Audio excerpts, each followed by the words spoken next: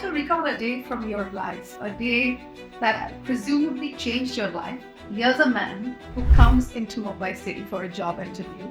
He watches a film, he comes out of the theatre, he goes back to the ticket counter, buys a ticket for the film, watches the film again, and doesn't go for that job interview now. I think we're very interested to know origin story of Paatal Lok. I happened to read this book called The Story of My Assassins, and I wanted to adapt it. 2016 was when I pitched the idea to a partner at Amazon. Like a 15-minute page, there was no pitch deck. Wow. People here on, I said, okay, let's do it. When you are taking a punt on a relatively new actor, you're putting your neck on it. So when I work with Jedi, he has that mix of Unkuri and Ifatsa.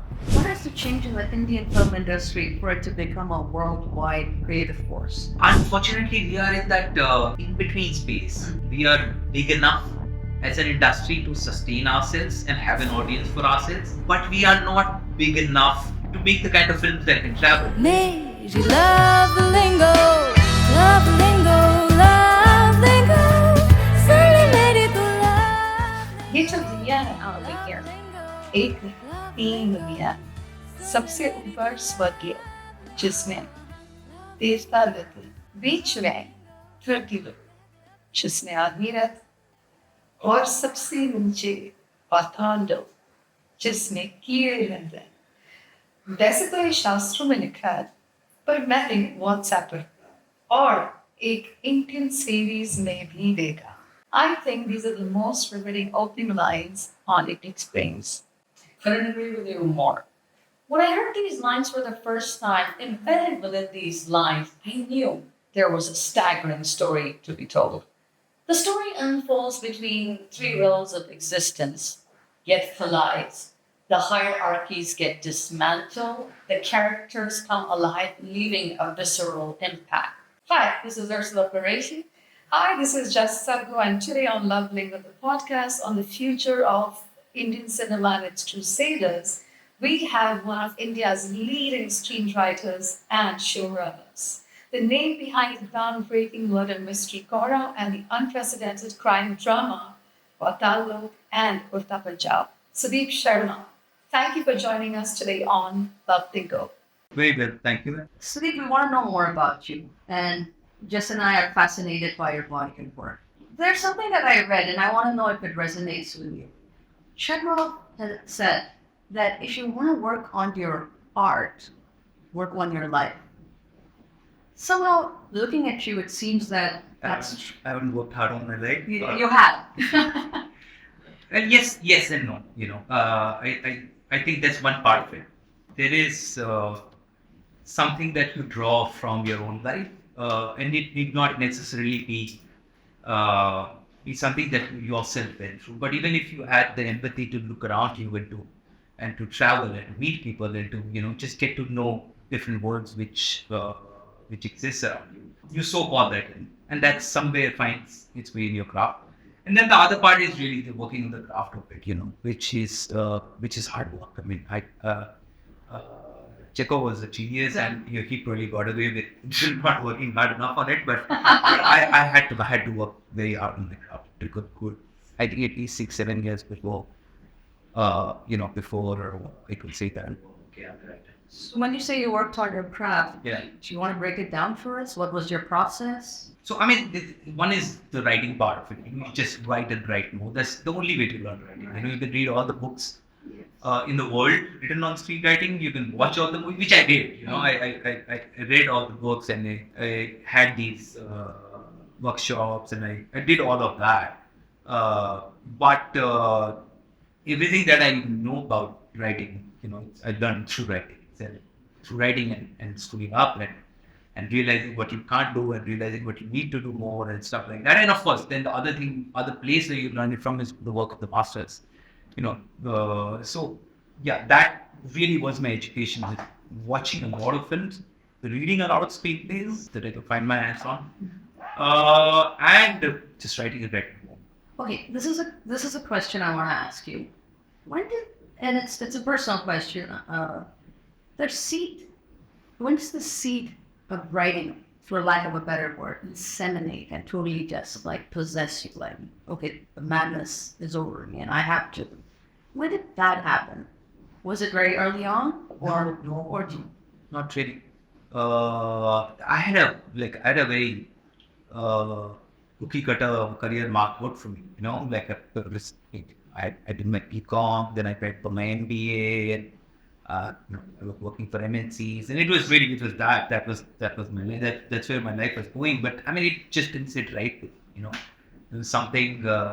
You know how it is if you're growing up in middle class households in India, especially in the late 90s, early 2000s, when I was, it was, they say, beta pehle apna engineering kar lo, MBA kar lo, baad mein jo karna hai soch lena. Just get that out of the way. So you're not our responsibility anymore. That's what my dad told me. Just get an education, so I don't have to fend for you for the rest of my life. And it was that. So I had to go through the grind. Although I realized I think it was midway through my MBA is when I realized, man, I can't hack it. And I almost quit the program, but a senior of mine was like a brother. He got me CV out and was like, this Wow. you're gonna regret this. Really? Yeah, it's my wife's words. He said you're gonna regret this. Just finish it. Then do whatever you want to do, but just don't quit it because did you have a recent word with him? Does he know what you're doing right now? it has. That's important. It has- Okay. I think it's my But I'm trying to recall a day from your life, a day that presumably changed your life. Hmm. You could correct me if I'm wrong or right. Okay, so this is like back in time. Here's a man who comes into Mumbai City for a job interview, and he realizes he has some time on him. So he pops into a theater, watches a film, movie by Vishal Granwad, which is also my personal favorite. He watches the film, he comes out of the theater, he goes back to the ticket counter, buys a ticket for the film, watches the film again, and doesn't go for that job interview. Now, I want to know what was your headspace when you made that choice? Because you came to Mumbai for a job interview, Right. but you chose 3 hours of sitting in front of this big screen and enjoying that movie all over again. So can you please take us and our listeners through that day and the internal monologue or dialogue you had with yourself when you made that choice? I mean, you do stupid shit when you're in your 20s, right? It Yeah. is because you think you can get away with it. I mean, I wouldn't advise it to anyone. I thought it was rather good of me. I had to pay them back for the plane ticket. Oh, no way! I had to. Oh, really? That didn't show Oh, up, my yeah. God. But I mean that's all right in hindsight. But yeah, I mean, I knew I didn't want to do it. So what happened was I was working with one of the MNCs. Like, wait, because I had some money saved up, and I was like, yeah, okay, I've been trying to find myself and do that shit. I went to Delhi. I lived there with a friend of mine, and doing bike trains. So I tried to start something together. I was just not feeling it, and then the money ran out, and then I was like, oh shit, I need to Right. get a job again. So and there was this job interview, and I came to Bombay for that. I didn't feel it. I just didn't feel it. It was just one of those things. But take some courage, because when I think of it like, okay, this is a conventional middle class kid, boy, who's come to a city for this interview, and then he made that choice. You can call it crazy now, but I feel like it was you also following your gut all the way. Yeah, And yeah. it didn't resonate with you that interview wasn't as important, and you just Yeah. And of course, it was a delicate film. Ah! I mean, I wouldn't do it for any other film. Yeah. But it was just a really Yeah. good film. And see, you also have to, go back in time and look at what that moment meant for a Hindi cinema lover. Oh, Right? Monumental. We were just coming out of the terrible 90s, right? With all the Yeah. the films. I grew up on a love of Hindi cinema, but people like me and my entire generation, they were turned off by Hindi cinema in the 80s and the 90s. It was just not Yeah. something which was exciting at all. And then I remember Satya coming, which I was in school. That was the first film, and Bandit Queen came a couple of years before that. So it was all happening, but there was like one film in a year, one film in Right. 2 years, and And then, Makbul I saw, and that just felt like, oh, okay, it felt like a momentous, and it blew me, it really did blow me, and I was like, oh no, I need to watch it again. Wow. But when you say it blew me, was that the instance that you said, okay, this is it for me? I think there were several moments. Several. There were several moments. It was kind of building up to it, and it just kind of it was that phase of my life, and I, like in 3 years I quit 4 jobs, and it was just like, and kids these days, you quit jobs all the time, and it's not the same thing, back then 20 years back, if you're a cookie cutter MBA kid, I quitting 4 5 I had like 5 jobs in 3 years, and I was one of those hopeless cases, and I knew I wouldn't hack it. If I'm not gonna survive this. I'm gonna drop out, and Oh, you knew that. I just started feeling it that I am not going to. And surprisingly, I was doing very well in all the jobs. And the bosses would be like, why do you want to quit? And because I had the jobs, right? I was trained for it, and I Right. was good at my studies, and it didn't take much to be. It was all right. Did your parents have anything to say? Oh yeah, for a long time, my I just think my parents were okay with it for a long time. Yeah, for a long time. It's only I think the last few years. I think once my mom called me and said, "I saw your photograph in a newspaper," and I didn't know. And she's like, "I didn't know." I was like, "Yeah." Okay. She never told us anything. I was like, because you never cared, and you should have. Wow. What is the price one has to pay for success here? It does take a toll. I 1 year in a day is equal to like 7 human years. Yeah. It does take a toll. And to put it in perspective, we are shooting in Ontario. Yeah. Yeah, let's put that in perspective. It does. No, it does take a toll. It does take a toll. It's not the prettiest of places to be living in. I close to nature. There's just too much chaos. It's expensive. It's Struggle, every struggle is. an everyday struggle with their peace, really. You need to really find your own island, and you find your own corner, and back your few friends. I think I got lucky along the way. I found people.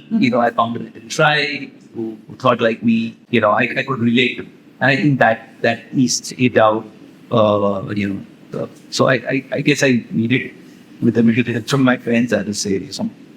I'm also very interested, I think we're very interested to know the origin story of Paatal Lok. How did that seed totally kind of possess you and germinate every part of you? How did that happen?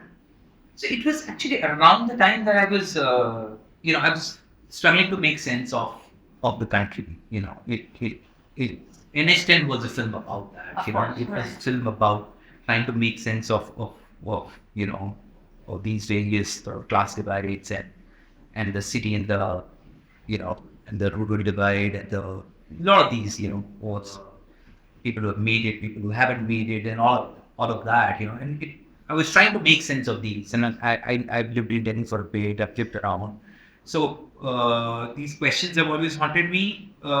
My work for the longest time was trying to understand a piece of the country, trying to solve this puzzle for myself, and I happened to read this book called The Story of My Assassins, which is the sort of the first seed of the show, and there was something that about that book that really appealed to me, and I wanted to adapt it, and it was actually a very is in 2016. Actually, it took a long time to make this show. 2016 was when I pitched the idea to a partner at Amazon, and it was like a 15-minute pitch. There was no pitch deck. Wow. This is what I want to do, and there was just a 15-minute verbal pitch, and she said, It's a verbal pitch. "This was a verbal pitch," and she said, "Okay, cool, we are on." I said, "Okay, cool, let's do it." Wow. Is that? And then the making of the show was I would love to hear that pitch, man, sometime. But I would love to. No, I thought I felt very passionately. Someone recommended Kohrra to me, and immediately we started watching it.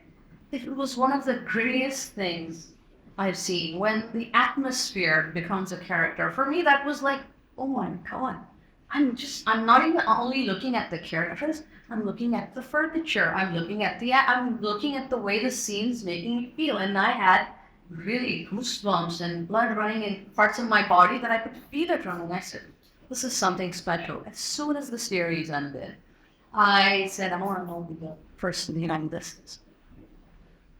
The creators, of course, you were credited and you were the writer of that amazing series. I looked you up and I saw an interview of yours. And in that interview, and I distinctly recall that day, I was sitting in my study and I saw that interview and you said, everyone talks in Bombay, talks about ROI, talks about how much money they've earned, how much the film. No one really talks about the craft. Yeah. And those lines, believe it or not, just like, I think I was waiting, I wanted someone to speak those lines because in my head, I've always considered those lines, but never been able to be vociferous about them or to articulate them like you did. And when you did that, I said, I want to connect with them. Today we're here. So I kind of manifested. After watching Kohrra, there was some energy that, took me in that direction. I need to really see who are these names, who are the people behind this, like what have they made is phenomenal in India. I haven't seen, and something, Sudip, when you are in awe of the talent, in that moment of awe, you are present in something that's so truly extraordinary. And that leads to this indelible impression on your soul. So when I was watching Kohrra, I was not just invested in the protagonist's backstories. I was also very invested in the truck driver, Shinda, Right. his aide, and Shinda's wife. Right. Shinda's wife, spoiler alert, if anybody's Yeah. not seen it yet. Shinda's wife had not more than 2 minutes screen time. Right. In those 2 minutes, I was blown by the rawness. I was blown by the nuances that came alive. Because in those 2 minutes, I just knew the character of the wife. And you didn't have to, break it down or anything. It was Right. just, and that stayed with me. And that's when I said, I want to ask Sudip, how important is character backstories for you? And especially when, you're crafting compelling characters for cinema. Well, they are, they are very important. You need to know your characters inside out, even if none of it makes it to the screen in an obvious way, But you need to know the characters. I mean, even if it's just one scene with Shinda's wife, if you are informed about her, in some ways it's going to seep to the audience. That information about her, that emotional information about who this person is, what this person craves for, what this person is missing in her life, all of that is going to seep out to the audience, And it's really about that. But to be able to write, it could be just one line, It could be just one line that she says, or just the way the house looks, or the way she's dealing with the kid, all of it will depend on something. Just the way she's dealing with herself. Yeah. So do you have any casting preferences when it comes to getting the right actors? Do you have a big part in casting as well? Yeah, I have to do casting. I mean, in fact, that's the whole joy of doing series. Yes. That's the reason I stopped doing films, because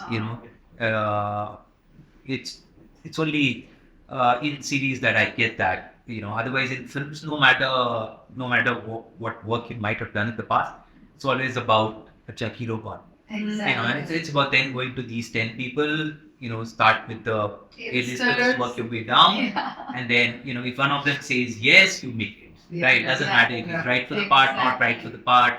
It's. But I think series gives you that freedom. Oh, absolutely. So, I mean, for Jedi, I had Jedi in mind while I was writing. And Jedi till that point I hadn't done anything much, but I just loved his work, and I thought whatever little that he had done, and I just thought he was right for them. Who are your favorite Indian filmmakers? There are quite a few. So I mean, there's the first Ray, who is speaking through it on all of us, Vishalji's work, or Anurag, Dibakar. Devagher, So I mean, a lot of those a lot of those films. Shyam Benegal, maybe?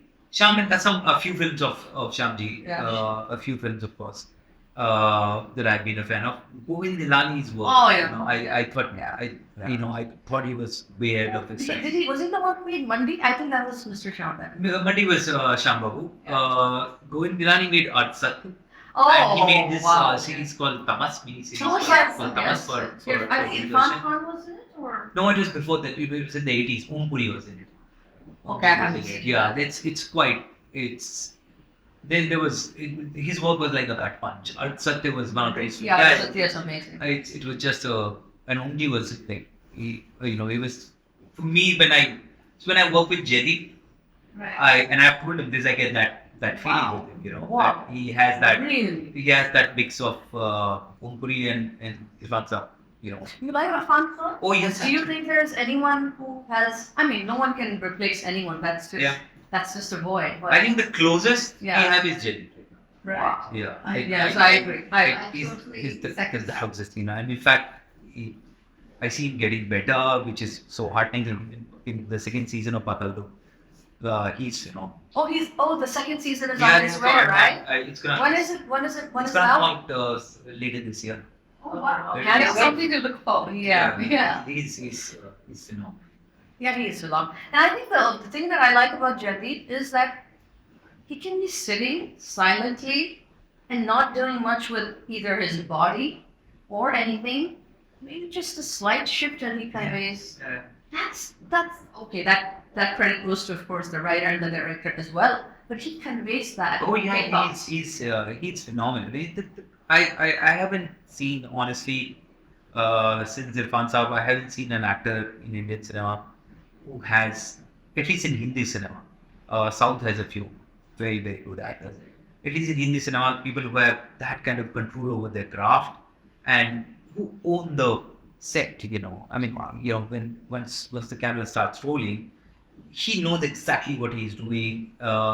He knows where the camera is, he knows where the light is, he knows where the actor is. It's just he's flowing. He's just flowing with the big. With Paatal Lok, another thing I want to mention is the subtext. The subtext of Paatal Lok, like with that Mansari character, what you were trying to say. And just relationship. Shati Ram Chaudhary and Ansari's relationship is just brilliant. From what I have read about you and what I have seen, I realize that you are a spiritually inclined person. And I feel like meditation is a very important part of your routine. My question to you is to be, have you ever surrendered to a flow of creativity? Which has led to this breakthrough, or you found yourself in this inspiration of just writing? Yes, I mean, so I'm a creature of habit. I'm a creature of routine. So I don't write with inspiration. I write with routine. It rarely happens to me. So I mean, there are times when I have when I've just written straight for 17 hours. Because I was just in the flow, So there have been days like that, but mostly no. Mostly no. I stick to a routine, especially now that I'm getting older. It was easier when you're 30s. You make yourself a drink and say I'm gonna write all night. And I'm gonna So write. you drink and write? No, I used to. Oh! Sometimes. I used to. It's not. Not happening anymore? It's not happening anymore. Okay. It's not happening. Well, then, and in fact, I don't even drink I because thought we were all going to go out for a drink sometime later. Hold on. I sort of dropped out from the intoxicants. Wow. A little while. I want to get there too. A little I while. want to get A there. little while back. Yeah. But yeah, I mean, it's. I like sticking to a routine. I don't Right. like my routine getting disturbed. Right. Meditation has become of late an important part of that routine. Like for example, this morning I couldn't meditate very well. I only did for half an hour. I normally like it for an hour or a couple of hours. Wow. And I'm feeling the restlessness. Oh, So I'm gonna go back and just. Okay, Right. when you say you could do it for a couple, meditate for a couple of hours. Yeah. That's a. We also meditate. That's a discipline. That's That a comes over discipline. time. Wow. So I mean, I started it like a couple of years ago, this. So I mean, I follow Vipassana, which is Absolutely. which is So something you that went to Igatpuri. no, I've been to Igatpuri. I've been to 3, 4 of these different centers. They're all over. So something that I took up in the last couple of days, and it's really helping. Now, I was dealing with mental health issues and midlife crisis and all that shit. So liminal space is the uncertain transition between where you're going and where you've been, metaphorically, physically, emotionally. What do transitions mean to you? Because I see that in your work in Kohrra, in Paatal Lok, Hatirao Chaudhary. He has to prove himself. He's got this big case now. Paul, who comes back from England, if I'm not mistaken, to get married. What do transitions mean to you? It's that feeling that the journey is not over and that there's more. There's more around the bend, and you just got to walk that bend. It's also a feeling that's personal to me. I mean, personally, I feel that all the time. I have felt that all the time in my life that I might have been at one place and then felt this is not it. There's more, and that there's more to discover. There's more to do. There's more to find out for yourself. And I guess I guess that gets reflected in the characters as well. And that's I think the first thing that you want to do with the characters is send them on a journey. Yeah, the hero's journey or the heroine's and journey. you want to be on the journey with them. Yeah. That what is it that they are going to Yes. discover, and how is it that it works both ways, right? Your Right. journey influences them, and their journey is also influencing Yeah. you. What is it that they will learn that's going to teach you something Absolutely. possibly Yeah. in the process? The writer G. Who would your family cast? My dad, I think, he was a writer of Hindi poetry. He's a Hindi poet, and he had writerly ambitions. So I grew up reading uh, Hindi literature a lot. In fact, I remember the first book that I read was Mahabharata in Hindi, and it was must have been 10 or something. And I read it as a storybook, and it's a great story.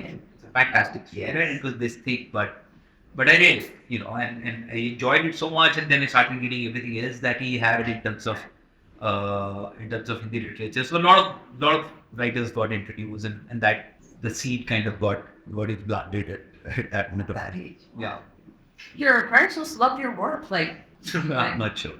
I'm not sure. and it's like they must have seen everything. I no. So they don't watch. I mean, they don't watch any of what I do. I mean, part of the reason is that they're retired, and also they're very like spiritual people, and my dad has a little. They don't see ashram. spirituality in your work.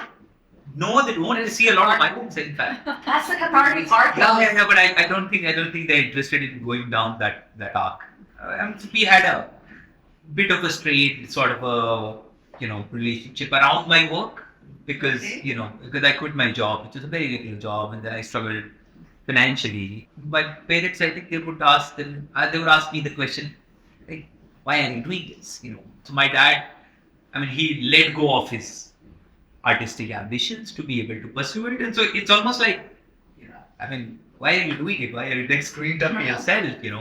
And he would, I remember for the longest time, he would call me. It would annoy me, and I distinctly remember that feeling. He would call, and he would say, "Acha, hello, kahan ho? Ghar pe ho?"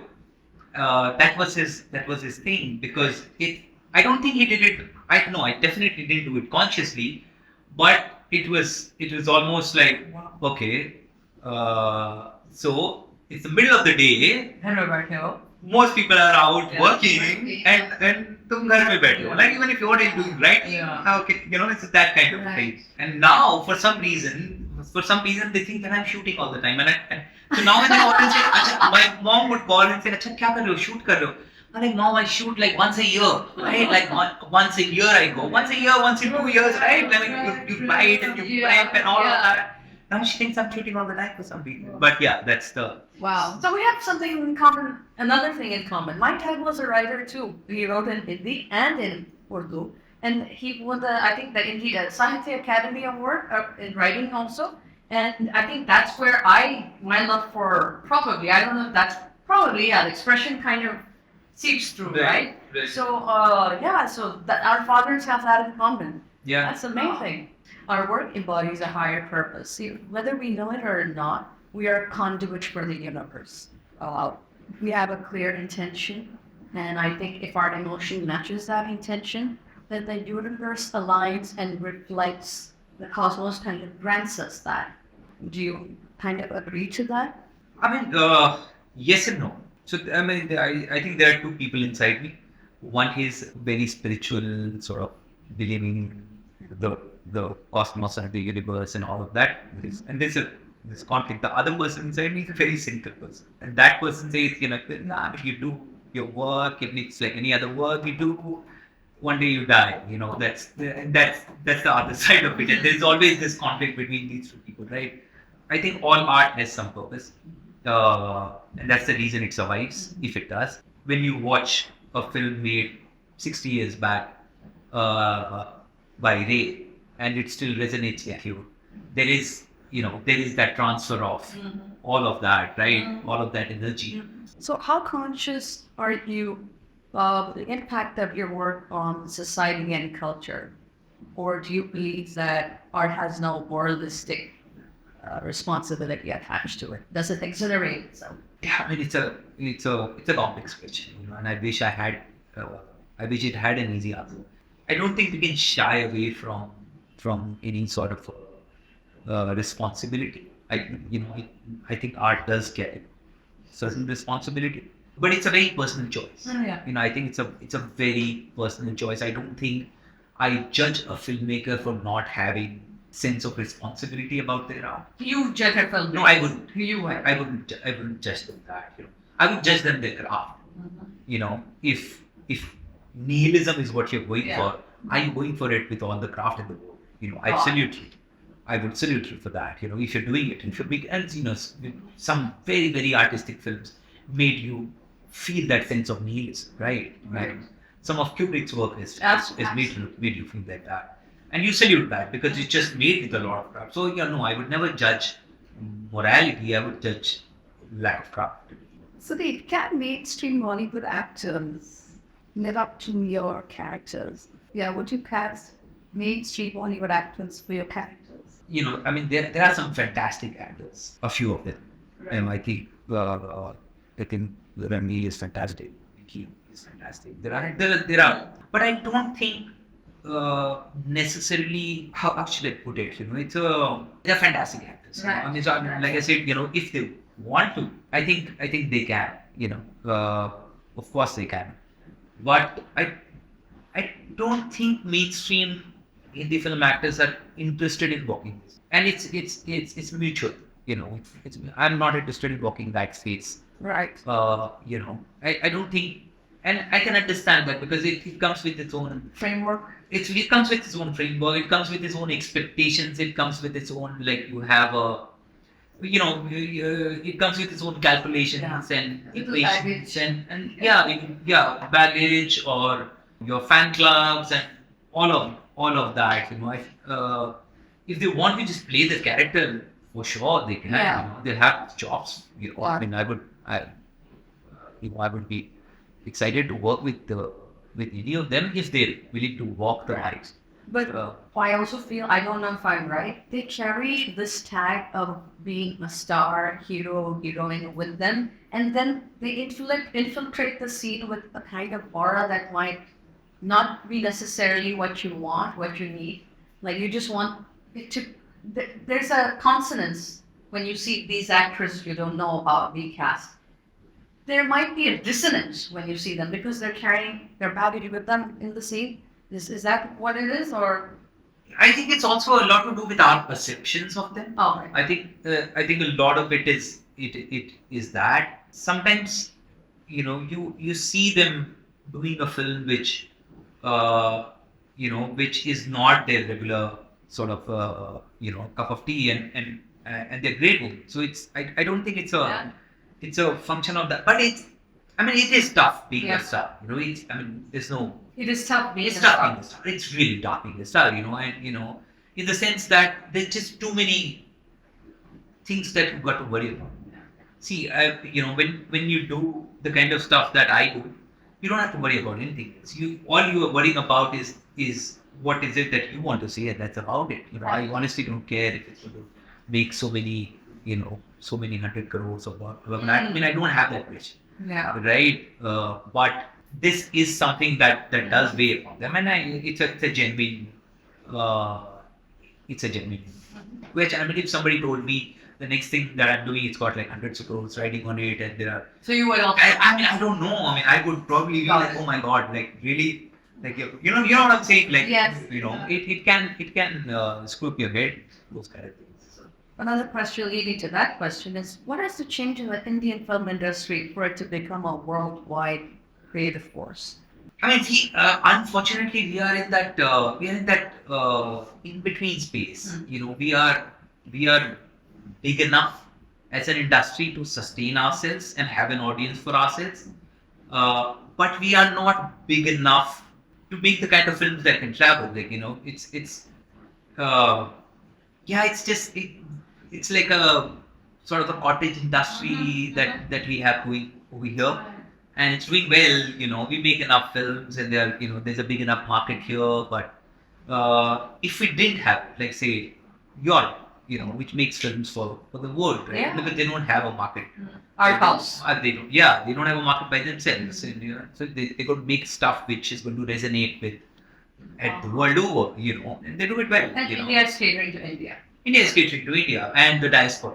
The NRI. The NRI diaspora, largely. That has been, there have been films and there have been shows once in a while that have kind of sort of broken out, but haven't really traveled. There's been a lunchbox once in a while that has, Wow. that did travel, and there has been films like that, but we haven't really kind of broken out.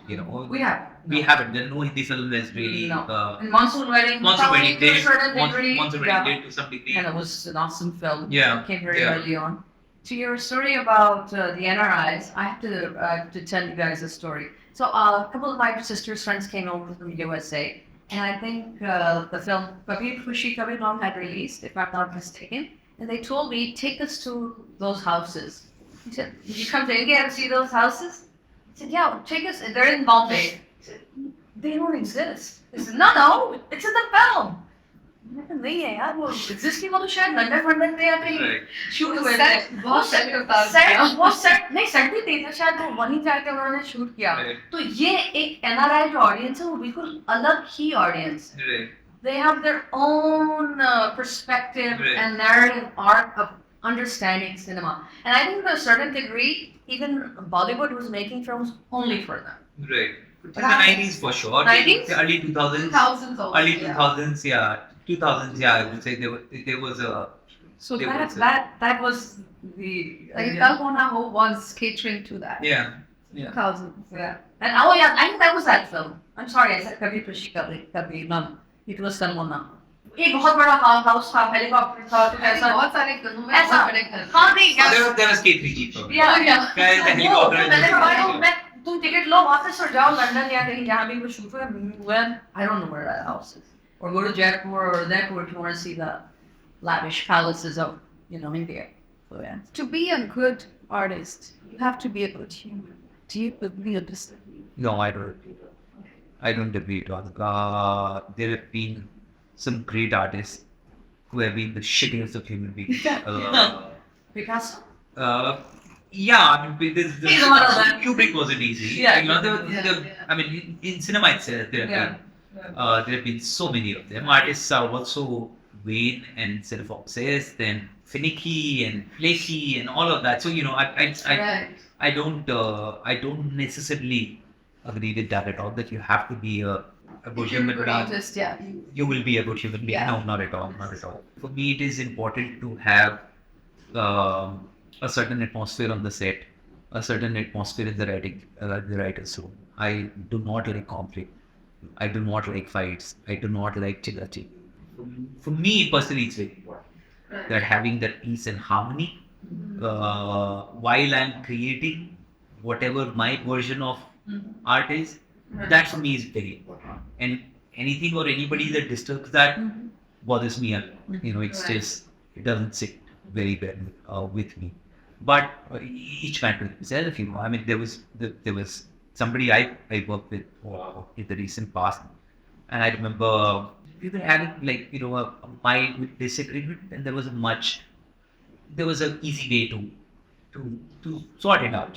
But I remember this person kind of throwing a fit and walking away from there in the middle of the thing, and just starting and being really angry about it. And I couldn't understand that. Like, couldn't understand it. And so I was very disturbed by it because that was the first time something like that happened. And I remember then at some point of time, we had the chat around it, and I'm like, I was very tense. That's my way of working. What kind of a way is that? It's like, no, but I need that. Right. Like, I need Oh, that. you mean some people need to that. get Yeah, some people need that friction. They thrive on that friction. Yeah, and energy, I want that harness friction. that Yeah, energy. like if things are too easy, it doesn't work for them. City also, Mumbai, I'm talking about specifically the people in Mumbai. This energy of the city is so palpable, and sometimes it just seeps in, and everyone probably takes it in a different way. Yeah. But, and they choose to kind of dissolve it or absolve it in a different Yeah. way. as well. Although I must say, it's a much less angrier city than say a Delhi. Delhi. Yeah, Delhi, I would agree with this- that. and I mean, I don't think, yeah, you're so absolutely right. I like Bombay. I love Bombay. I don't think it's an angry city. You Yeah, said it so it's well. not an angry city at all. You can- it's a. I mean, its city has got its own problems, and it's always on the move, and nobody has the time, and all of that. But it's a. I think But it's. that's not always a bad thing, right? It's not a bad thing. That's not I a don't. bad thing. I don't mind that at all. Actually. And I think equal amount of dreams and nightmares are allowed to coexist Yeah. here. Yeah. अब जाके लगता है कि नहीं यार आप दुनिया में कहीं भी जाइए आप अगर बॉम्बे में गए हो और आप रहते हो आप बॉम्बे जैसी कोई जगह है ही नहीं। लोग कहते हैं आप प्लेन से निकलते हो और सूंघ के देखो ना सूंघ ये तो I love it. You get used to it. Yeah. I mean, I would take that away. That The smell is there. I mean, yeah, it does get. Sometimes too much. I love it. And it's closer to the mangrove. I mean, it has its set of. I mean, it has its set of problems, but I think there are all good things about it. It allows, like Yeah. just you said a very important word, tolerant. I think it's a very and inviting and magnanimous, and it keeps you curious. It keeps you curious about life, about the possibility, what a new day that it can bring upon to you. Before we wrap up, we would love to know from you, Sudip, if there is a book from your childhood that has stayed with you over the years and shaped your perspective. I don't know if this shaped my perspective. There's a book from my childhood, which this was the first book that I read. There was a sense of adventure in it. Okay. Wow! Oh wow! It's called Treasure Island I love that book. by Stevenson. So I mean, there's a story behind it. I think I was in fifth standard when I won some quiz competition or something. I was that kid. Would win these, Nice. the quizzes, the debates, and all of that. So this is Treasure Island, and through our foundation, Evolve, Every Voice of Love, we want to help impact the lives of underprivileged children by facilitating a love for reading and nurturing their imagination. This book is going to go, the copies of this is going to go into our library, and we want every child to read this book, and maybe a piece of your story will somewhere have a connection, or they might pick something from the story, and that could be their catalyst. So thank you so How much. lovely. Thank you so much for being on the show. Thank Thank you you for so sharing your insights, Sudip. It was an incredible time. And I had many fan moments. I don't know. I am still having a fan. Yeah. It doesn't Yeah. stop. It doesn't stop. Thank you guys. Yeah. Thank you for having me over, and I really enjoyed the conversation. Thank you so much. Thank you for watching another episode of Love Lingo. Also, do not forget to follow us on Spotify, Apple, or wherever you get your podcast from. Please do subscribe and like us on YouTube, Love Lingo, and we're on Instagram, Love Lingo. Hame rahi pyar ke. Thank you.